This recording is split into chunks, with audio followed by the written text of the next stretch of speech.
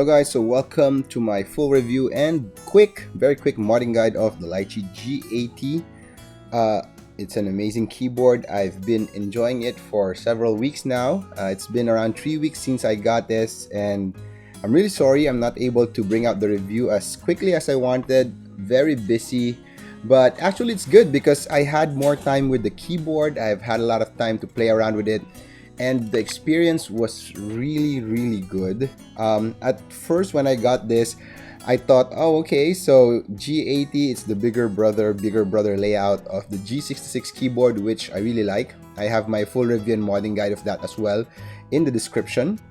So I thought this is going to be a quick review because I assumed that it would be very similar, and actually it is, but there are some things that I like more with the G80. I really love the layout. The layout of the G80 is really amazing. The sound of this keyboard is really nice, even at stock. The only thing I needed to modify were the stabilizers, and again, I'm approaching this keyboard with all of the learnings that I had from the Lychee G66, so I didn't bother with lubing it, although it will improve the stock stabilizers. The Duroc plate mounted stabilizers are way better, sounds way better, so that is what I used for this keyboard. The sound of this keyboard stock completely blew my mind. I had to go back to my Lychee review and see if the G66 was as good, and although it was really good at stock, I felt personally that the G80 sounded better, and I don't know why. Maybe it's with the layout. Of course, there are a lot of factors that affect the acoustic of a keyboard, and inside this keyboard is almost 95% or maybe 100% identical to the G66 except for the layout. So it has a bigger case, a bigger layout, and maybe that's the reason why it sounded really good stock.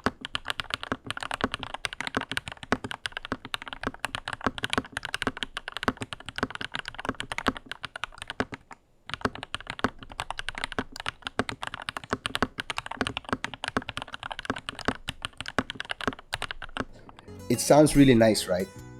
It's really nice. Okay, so alright, let's go to the unboxing, the modding guide, and let's see what this keyboard has to offer.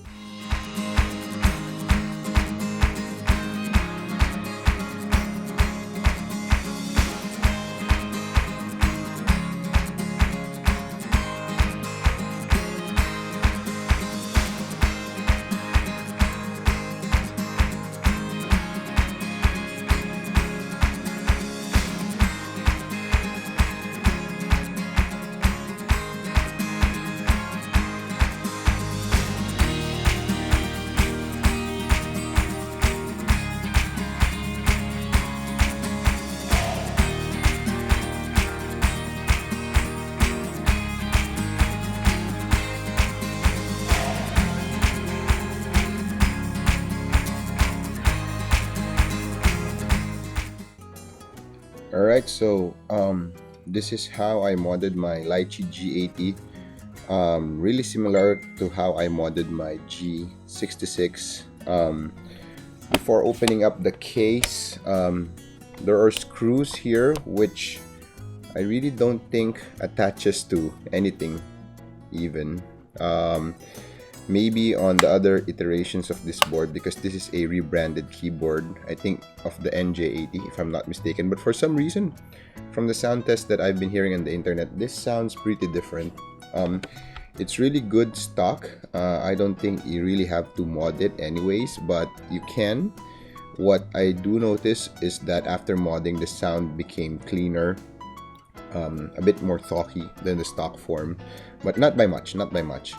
So when you open the case, I did use again a screwdriver, the flathead of the screwdriver, to open the case up, because the upper case clips onto the lower case. Okay, so because I already modded a G66, which is essentially almost the same keyboard as this one, I now know what to expect from this keyboard.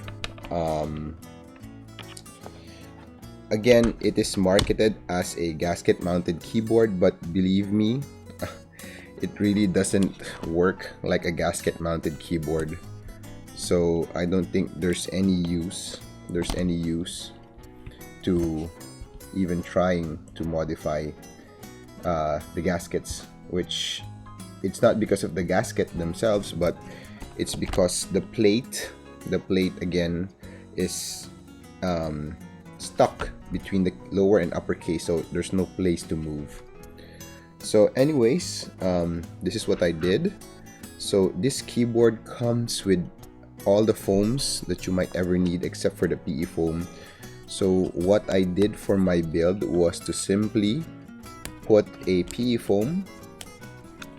So I did use the PE foam from Zion Studios. So it's a pre-cut PE foam for a 65% keyboard. So I just placed it over the alphas and most of the keys that I'd be using anyways, and it did produce a clean sound, so I really love it. Okay, and also I added a Tempest, 3 layers of Tempest tape mod, and it made the sound fuller, way fuller, cleaner, and a little bit more talky. So that's it. That's simply it. When putting on your Tempest tape, take note of the holes that you have to cut through so that you can put the PCB back. So those are the holes, right?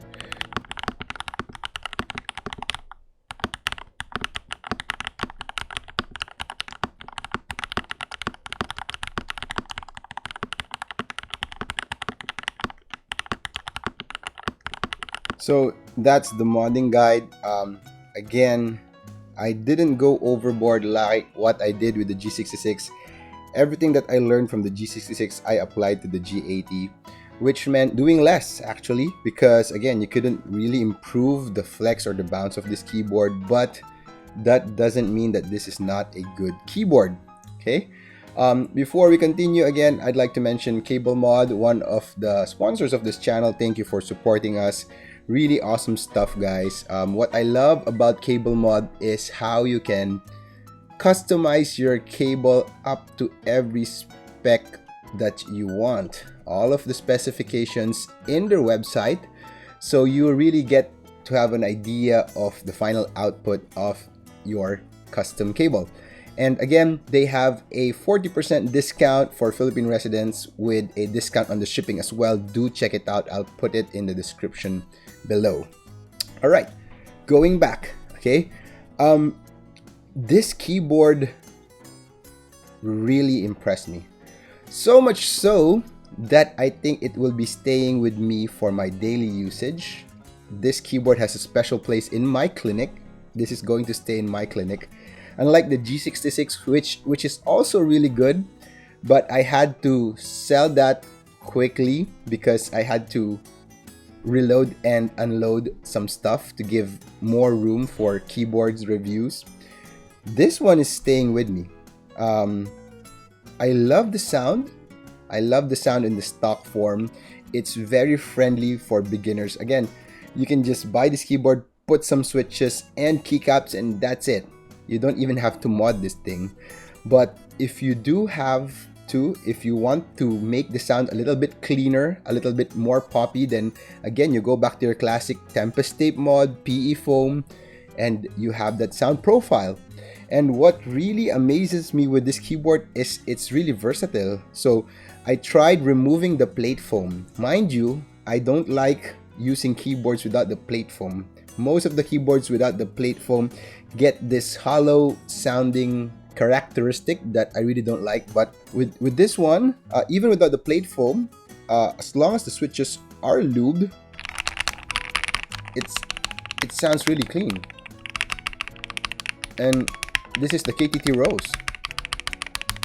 So there was a comment in the section when I posted the teaser who asked me if I could really make this keyboard clacky. It's really hard. It's thocky, deeper sounding by default, but with the KTT Rose, that's clock enough for me. Right? And that's it. What are my final thoughts with this keyboard? It's good. It's good for a beginner. It is priced really good at 3,800 peso bare bones. I really think this rises above its competitor in that price range. Compared to other 75% keyboards that I've tried, there's the Acco mod, there's the Keychron Q1. Those things are more than 2 times more expensive than this keyboard. Okay, you will not get the same bounce and the same flex as those keyboards. I won't lie to you, this keyboard is very stiff. It doesn't have any flex at all. You can try to remedy that with the fake bounce mod, which I will put the link in the description below. It's a modding guide for the fake bounce mod. It might improve the bounce, okay? But that's the only thing I have against this keyboard. And given that it has a stiff typing feel, it has no bounce at all, I will tell you this, the typing feel is still good. It's not tiring. I've used this for several days. Unlike the other stiffer keyboards wherein I will feel the fatigue in my fingers, this one, it's not tiring at all. At 1/3 the price of the Q1 and the Acco Mod 007, if you're on a budget, if you're a beginner, you want wireless connectivity, good sounding board out of the box, then this guy's for you. It won't bounce, it won't flex as much as the competitors, but the sound is where it excels. The sound of this keyboard, really satisfying, plus the typing feel is good enough. I am not complaining about that stiffness. I love the typing feel. This keyboard is staying with me for quite some time. That's it. South facing, I forgot to mention south facing. It has a south facing PCB, which is really good for those who like cherry keycaps. All right, so that is my review of this keyboard, guys. I hope you enjoyed this keyboard. Do put in your comments in the section. Let me know what you think about this keyboard. I do have a special discount if you're from the Philippines. I'll put it there in the description as well. And as usual, please support this channel. Help us continue to grow. Help us keep making reviews for keyboards like this one. This is Talkie Talkie signing out.